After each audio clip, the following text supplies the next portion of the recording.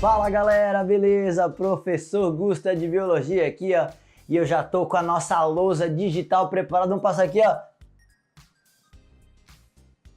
Ah, brincadeira, sabe que aqui é na humildade, mas eu te garanto uma explicação de qualidade para você que quer aprender um pouco mais sobre as organelas. Então vem comigo!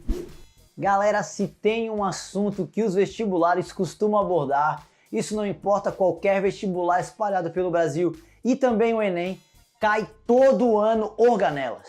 As organelas estão presentes nas mais diversas provas e você precisa ficar atento, ficar ligado a quais organelas existem dentro de uma célula, procarionte, eucarionte, animal, vegetal e quais as suas principais funções. Então hoje aqui nessa aula eu vou te mostrar algumas organelas encontradas em célula eucarionte, mais precisamente numa célula animal, que é essa célula do nosso esquema aqui. Então eu vou te apontar cada uma das estruturas e aqui você já está observando a principal ou as principais funções de cada uma delas. Vamos começar nossa célula de fora para dentro. Então o que nós temos aqui, ó? Você sabe que toda célula, isso não importa se é uma célula procarionte, lá uma bactéria, se não é uma bactéria, uma árquea, não importa se é do reino protista, fungo, panteia, animalia, não importa. Todas as células possuem por fora uma membrana celular, chamada membrana plasmática. Essa membrana plasmática, ela tem a constituição lipoproteica, vamos lembrar disso, lipoproteica é uma bicamada de fosfolipídios com colesterol ali e com proteínas juntos, proteína de canal, proteína ligada a açúcares, né, as glicoproteínas, proteína ligada a lipídios, glicolipídios, não importa, mas toda célula tem a membrana plasmática. E aí por dentro, tá, toda essa região aqui, nós temos o citoplasma dessa célula, que tem a maior parte é líquida, né? A parte do hialoplasma, ali o citosol, tem muita água, algumas substâncias ali diluídas, enfim, e também tem as organelas. Então a gente vai trabalhar com agora as organelas e algumas outras estruturas bem importantes, como por exemplo aqui, ó. Eu quero te dar um destaque para uma organela. Vamos começar com ela. Vocês estão vendo aqui, ó, vários pontinhos ao longo dentro desse citoplasma, e essas organelas, esses pontinhos são os ribossomos. Ribossomo, galera, é a única, grava isso, ó, grava isso, vai aparecer aqui embaixo, grava isso. É a única organela encontrada em célula procarionte. Então, célula de bactéria, cianobactéria ou árquea, a única organela que eles têm é o ribossomo. E nós também temos. O ribossomo é uma organela que pode ser encontrada, né? Pega uma célula eucarionte como essa aqui. Pode ser encontrada tanto solto no citoplasma, como esses pontinhos, ou também pode ser encontrada aderida a uma outra organela, essa parte externa de uma outra organela, que é o retículo rugoso. A gente já chega lá.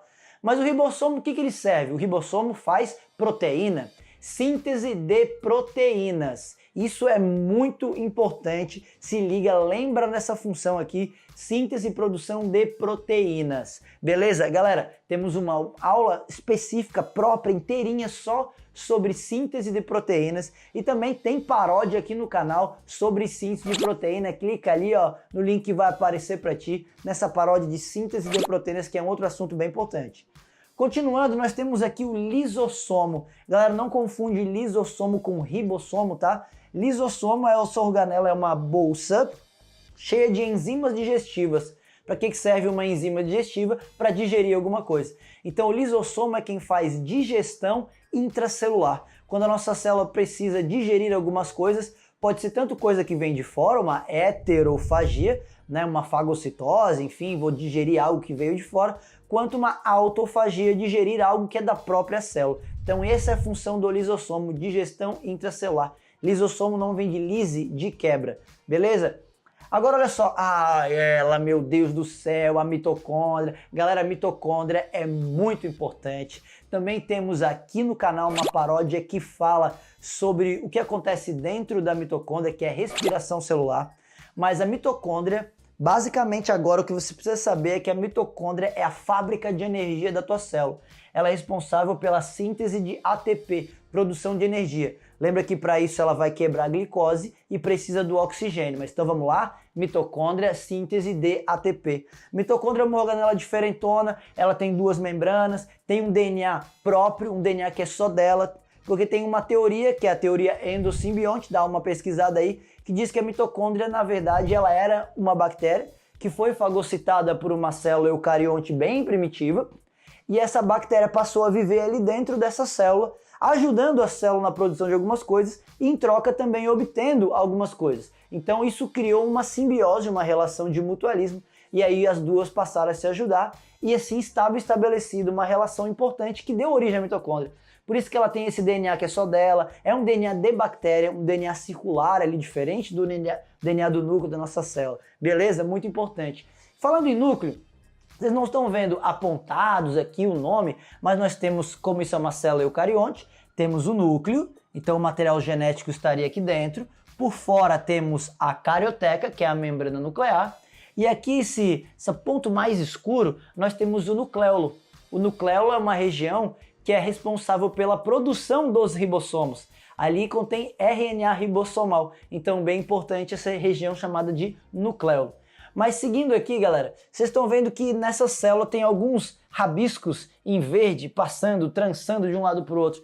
Na verdade, poderia ter feito até mais, mas daí ia atrapalhar um pouco o nosso desenho. Isso aqui são proteínas que formam um citoesqueleto. É como se a tua célula tivesse uma armação por dentro, uma estrutura para manter o formato ali dela, não deixar ela ficar toda molengona, colando as paredes das membranas ali, enfim. Esse citoesqueleto então é formado por algumas proteínas do microtúbulo, ali, tubulina, actina, enfim, mas que dão essa sustentação ali para a célula, bem importante. Seguindo para as nossas organelas, repara aqui, ó, temos essa organela que é muito importante, que é o complexo de Golgi, ou complexo golgiense. Galera, o complexo de Golgi eu costumo falar que ele é o correio da célula. Como assim o correio? Ele recebe substâncias que foram produzidas em outros lugares, que a gente já vai ver onde, e ele encaminha essas substâncias para o seu destino correto, para o seu destino final. Ele endereça, ele envia. Então, o complexo de Golgi ele faz a secreção celular. Isso é muito importante. Então, tá aqui para vocês, ó, recebe, armazena, empacota e envia substâncias. Isso é muito importante. O complexo de Golgi também faz a síntese de carboidratos, de polissacarídeos, vai juntando ali os monossacarídeos para fazer a síntese, e ele participa da formação de estruturas muito importantes, como por exemplo o lisossomo. Lembra que a gente acabou de ver que o lisossomo é uma bolsinha cheia de enzimas? Enzima é uma proteína, a gente já vai ver quem produziu essas enzimas e mandou para o Golgi. Mas o Golgi recebe essas enzimas, empacota e ele forma o lisossomo. Então o lisossomo é formado pelo complexo de Golgi. Beleza? Muito importante isso. Continuando aqui, galera, tá vendo que desse complexo de Golgi tem umas imagens saindo, umas bolsinhas, umas bolinhas, e aí nós temos vesículas de secreção, porque justamente o complexo de Golgi faz a secreção, secreta as coisas da célula. Vamos dar um exemplo, tu tem lá no pâncreas uma célula que produz insulina. Insulina é uma proteína, então é produzida por uma organela, que a gente já vai ver qual é. Ele manda essa proteína para o Golgi empacota e encaminha isso para fora da célula, porque a insulina vai ter que cumprir o seu papel lá no sangue. Beleza? Então, complexo de Golgi, secreção, galera. Continuando aqui, ó, peroxissomo. Olha o peroxissomo, uma organela que às vezes nem aparece nos lugares, meio negligenciada por aí. O peroxissomo tem uma função importante, que ele te auxilia a eliminar algumas substâncias nocivas, tóxicas para a nossa célula. Principalmente a água oxigenada, o peróxido de hidrogênio. Para conseguir eliminar, quebrar essa água oxigenada, o peroxissomo tem uma enzima chamada de catalase. Enzima catalase quebra essa água oxigenada que é tóxica para a célula. Beleza, galera? Entendeu? Então, peroxissomo, importante essa organela. Agora, passando para o nosso outro lado, presta atenção que temos algumas organelas muito importantes aqui. Então, eu quero falar para vocês agora sobre esses tubinhos que a gente tem aqui na célula. Isso é o centríolo. Galera, centríolo, presta atenção, tem duas funções muito importantes para as nossas células aqui, ó. A primeira delas é que esse centríolo auxiliam na formação de cílios e flagelos. Muito importante, então, cílio, por exemplo, flagelo do espermatozoide, então esse centríolo forma cílios e flagelos. Uma outra função muito importante é que esse centríolo, tu vai ver ele associado a algumas fibras lá durante a divisão celular. Mitose e meiose, aquela orientação dos cromossomos, então vai ser bem importante o papel, a atuação dos centríolos lá. Aqui vale uma observação, célula de planta normalmente não tem centríolo, ou melhor, Os vegetais superiores, que são gimnospermas e angiospermas, não possuem centríolos em suas células. Briófitas e pteridófitas, que são aqueles vegetais chamados às vezes de inferiores nos locais, possuem centríolos que é para poder formar o gameta masculino que é flagelado, chamado de anterozoide. Mas tu vai encontrar na maior parte dos locais dizendo que centríolo está ausente em células de planta ou vai estar escrito que raramente é encontrado em célula de planta, justamente porque gimnosperma e angiosperma não possuem centríolo, beleza? Mas agora temos uma duplinha especial aqui, que são os retículos. Galera, retículo endoplasmático rugoso, também chamado granuloso, granular, ergastoplasma, meu Deus, um monte de nome lindo, né? E o retículo endoplasmático agranular, ou retículo endoplasmático liso, ou não granuloso, enfim. Mas olha só, tem uma coisa bem importante para tu saber de diferença entre os dois, tá, galera? Vamos lá primeiro assim, ó. O retículo rugoso, ou granuloso, ele está sempre bem em comunicação, colado ali na carioteca, sempre colado na carioteca, e ele tem ribossomos aderidos à sua membrana externa, só do lado de fora dele. Então, tu lembra que a função do ribossomo era a produção de proteína, síntese de proteína? Então, a função do retículo rugoso também é produzir proteínas. Só como ele é uma rede de tubos, ele produz proteínas e vai encaminhar, vai transportar essas proteínas para um lugar.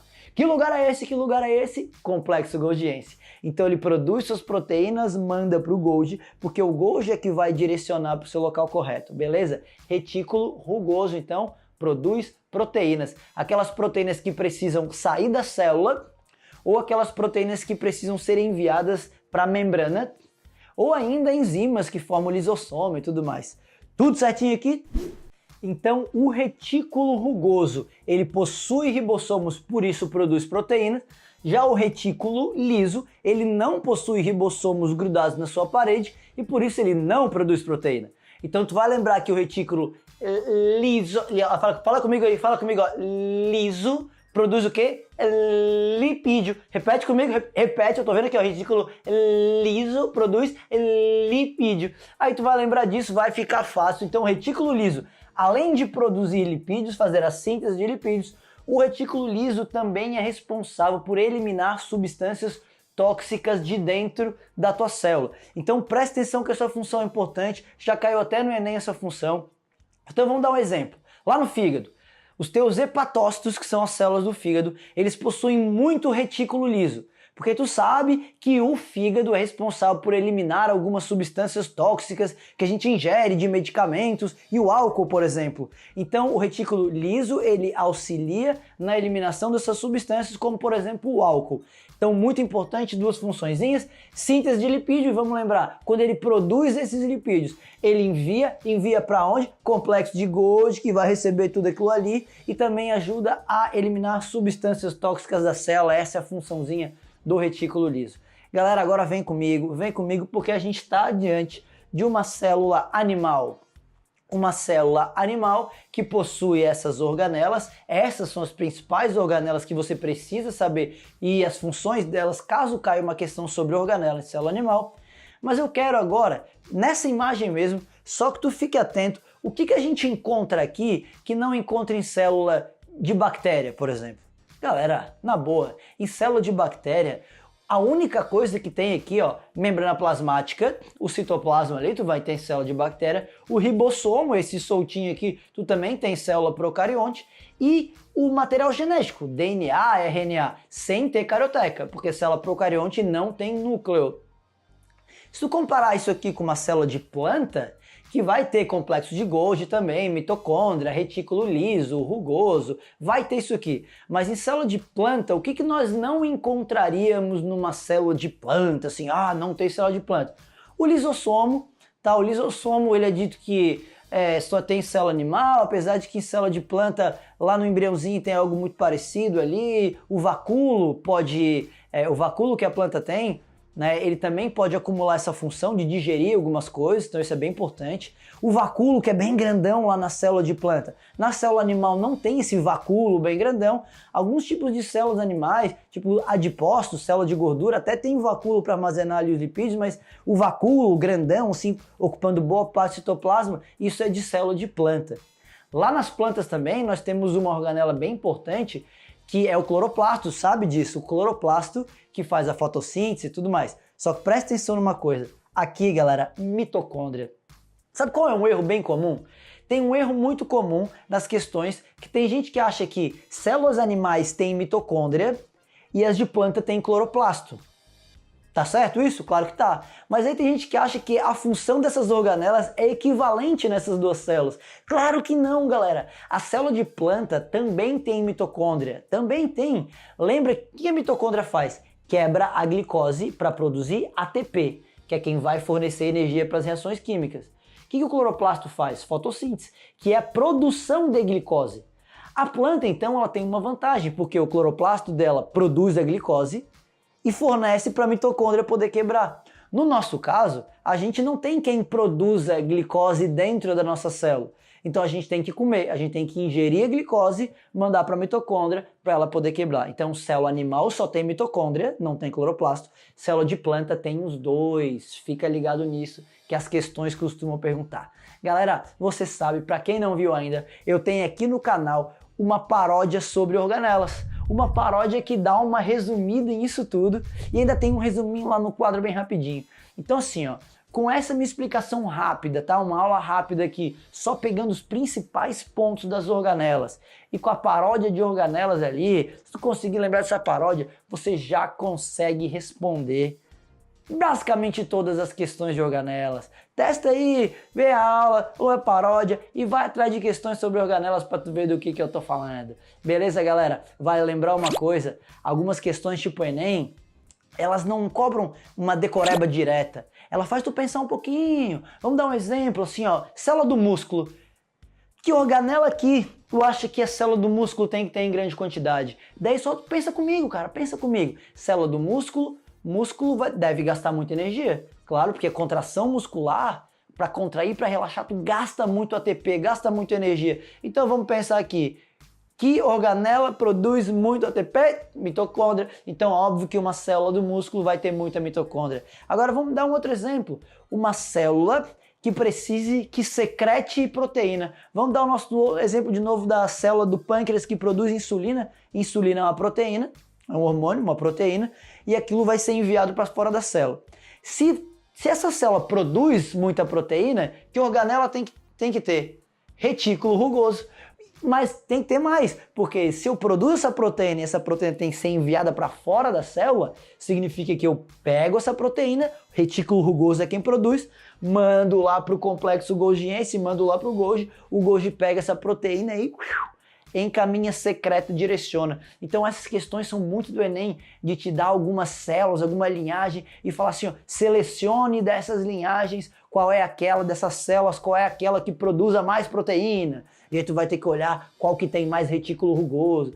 Cara, então é isso, velho. Não tem mistério, não tem mistério. Pega essas organelas aqui, lembra da funçãozinha delas e corre para abraço, seja feliz. Valeu, galera. Foi um grande prazer estar aqui com vocês em mais essa aula. Continue ligado aqui no nosso canal. Tem muito mais aulas vindo por aí. Tem paródias, tem umas paródias já saindo do forno para ti. Tá? Valeu, galera. Um abraço e até o próximo vídeo.